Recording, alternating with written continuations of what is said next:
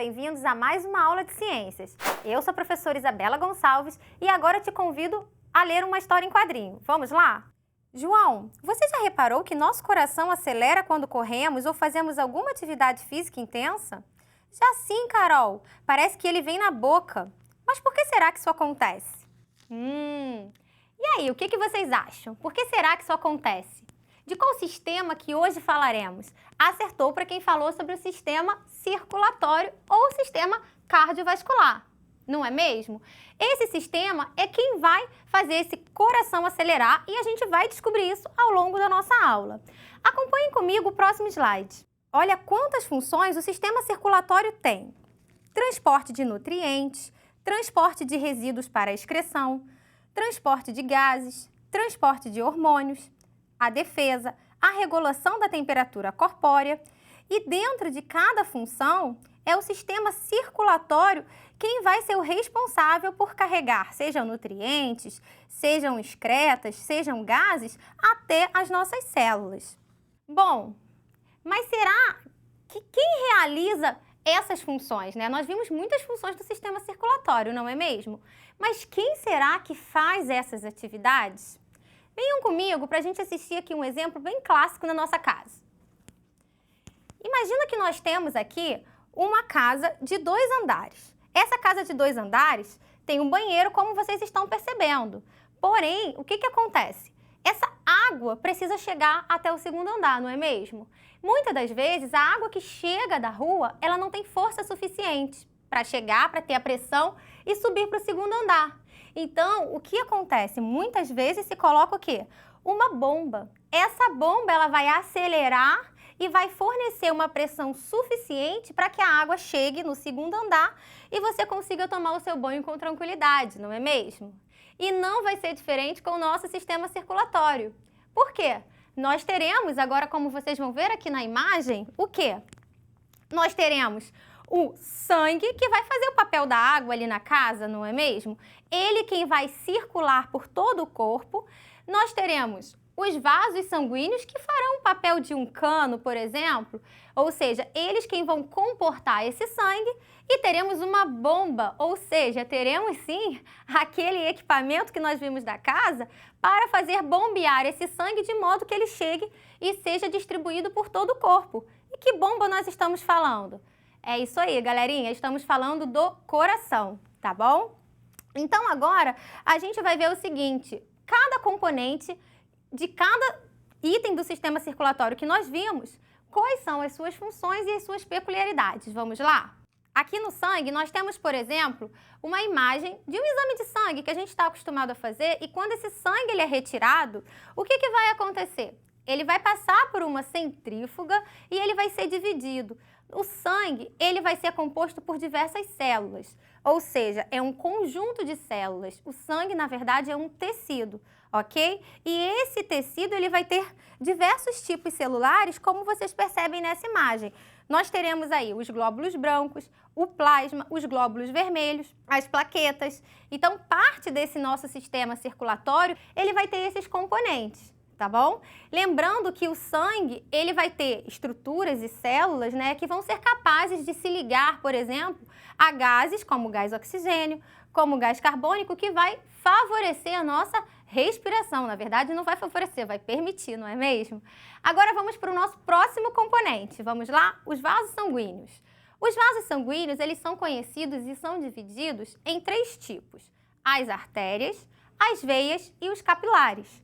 Quais são as diferenças entre eles? As artérias levarão o sangue do coração para todo o corpo. Já as veias, elas vão fazer o quê? Elas vão trazer o sangue que vem das células para o coração. E desse coração a gente vai ver o caminho que ele vai seguir daqui a pouco, tá bom? Então aqui nós temos o exemplo das artérias, representado em vermelho, e por isso a gente diz que ela vai carregar um sangue arterial, que por vezes será rico em oxigênio, e nós teremos as veias, que vai carregar um sangue que a gente chama de venoso.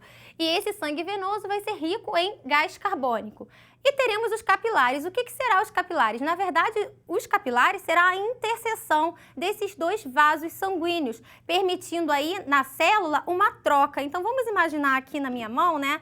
Eu tenho artéria, eu tenho veia e eu tenho os capilares. Quando chega na minha célula e é necessário essa troca, o que vai acontecer? Eu preciso que tenha microvasos que permitam a troca do gás carbônico para o oxigênio, por exemplo. E por último, mas não menos importante, nós teremos a nossa bomba, o nosso coração. Vamos lá? Aí está a imagem de um coração muito diferente do que vocês estão acostumados a olharem, não é mesmo? Vamos lá, o coração, gente, fazendo um corte, ele vai ser composto por 4 cavidades, 2 átrios e 2 ventrículos, como vocês estão percebendo. As válvulas vão impedir que o fluxo do coração ele retorne. Qual vai ser o caminho desse sangue? Lembra que eu falei para vocês que o sangue ele vai ter o sangue arterial e o sangue venoso? Eles vão ser divididos nesses 2 lados. Vai ter átrio direito, átrio esquerdo, ventrículo direito e ventrículo esquerdo. A gente vai ter o sangue que vai chegar, na verdade, ele vai vir lá do corpo e vai chegar pela veia, vocês estão vendo na seta azul? E vai sair para o pulmão, tá bom? Aqui no caso vai ser pela artéria pulmonar. Logo depois a gente vai ter o nosso sangue arterial em vermelho. E o sangue arterial, ele vai sair do coração e vai direto para o corpo para ser distribuído, ok? Então aqui nós vamos ter uma imagem. Vocês estão vendo que o coração ele funciona como uma bomba, não é mesmo? Essa bomba ela vai ter 2 movimentos. O primeiro movimento de se encher e o segundo movimento de contrair. Esse movimento de encher, né, colocar o sangue ali dentro, a gente vai chamar de diástole, que é um relaxamento, e a sístole vai ser a contração para esse sangue sair do coração, seja indo para o pulmão ou seja indo para o resto do corpo, ok? Agora a gente vai fazer o seguinte, a gente vai ver o caminho desse sangue. Vamos lá nessa imagem. A gente vai ter o pulmão, o coração e o corpo. Quando eu falo do sangue saindo do nosso coração e fazendo todo o caminho do corpo, seja ele indo rico em oxigênio e voltando em gás carbônico, nós teremos a circulação sistêmica ou grande circulação. Quando a gente tem o coração e esse sangue vai para o pulmão, seja ele rico em gás carbônico ou volte para o coração rico em oxigênio, nós teremos a circulação pulmonar, tá bom? Ou pequena circulação. Aqui nós temos um outro exemplo mostrando o papel dos capilares também na pequena e na grande circulação. Agora nós vamos ver a integração com outros sistemas. Se a gente percebe aqui o sistema circulatório, ele vai ser responsável também por liberar os excretas de outros sistemas. O que são excretas, professoras? Excretas nada mais é do que aqueles resíduos que deverão sair do corpo, tá bom? Então, voltando aqui para a imagem, o que acontece aqui? A gente vai ter aí a participação do sistema circulatório com respiratório, que eu já falei, né, na troca de gases, e também no sistema digestório, e no sistema urinário ou sistema excretor. Então, o sistema circulatório, ele vai ser responsável por agregar outros sistemas para chegar até as nossas células e dar o nutriente necessário, ou dar o gás necessário, ou retirar esse nutriente necessário, ok? E agora, respondendo a nossa pergunta, né? A nossa lá do início da nossa aula. Vamos olhar novamente o quadrinho. Nosso corpo é formado por muitos sistemas, não é mesmo, João? Sim, e o sistema circulatório tem função de bombear mais sangue às nossas células, dando assim o oxigênio para a produção de mais energia, fazendo dessa forma o coração acelerar. E aí, vocês entenderam então como que esse coração e por que ele vai acelerar? Se eu tenho uma situação que eu estou fazendo uma atividade muito rápida, eu necessito de mais oxigênio nas minhas células musculares, não é mesmo? E quem vai fornecer mais oxigênio para essas células musculares é o quê? Fazer com que esse coração bombeie mais rápido, porque assim eu consigo carregar mais sangue rico em oxigênio até a chegada dessas células. Entenderam? Agora eu tenho um desafio para você. Vamos fazer uma atividade prática, ok? Eu quero que vocês controlem com a ajuda do celular o quê? A frequência cardíaca ou, como a gente chama, pulsação. Vocês vão escolher uma pessoa aí da residência de vocês, pode ser o pai, a mãe ou até você mesmo. E você vai verificar a frequência cardíaca em repouso e a frequência cardíaca numa atividade física. Peraí, professora, atividade física dentro da minha casa? Isso mesmo, a gente vai demonstrar aqui. Você vai, como você vai medir a pulsação da pessoa que você escolher? Dentro do nosso corpo, né, nós temos superfícies que vai facilitar porque a gente tem artérias passando.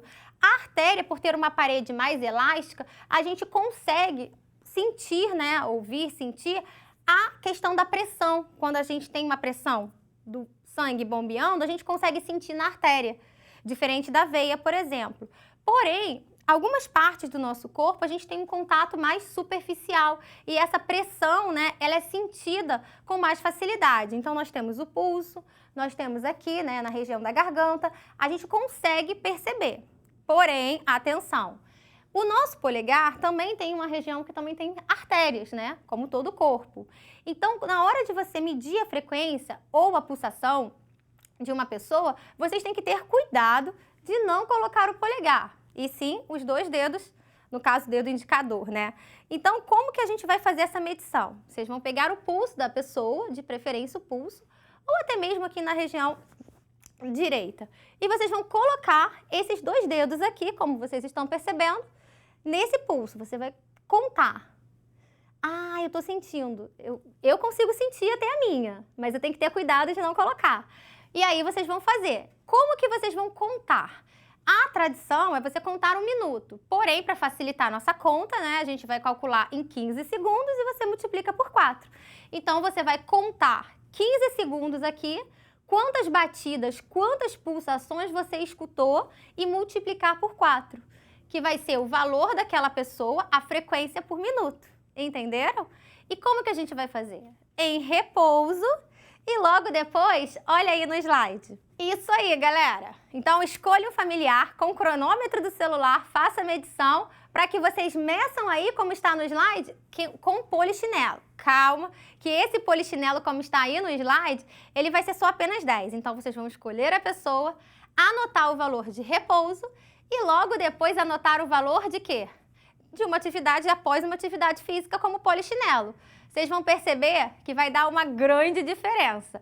É claro que se a pessoa tiver uma questão de atividade física frequente, o polichinelo, 10 polichinelos não vai mudar muito a frequência. Mas o ideal é que mude pelo menos 10, 15, vocês vão variando de acordo com a idade do familiar que vocês escolherem, tá bom? A nossa aula vai ficando por aqui. Espero que vocês tenham gostado e aguardo vocês no Tira Dúvidas. Tchau, tchau!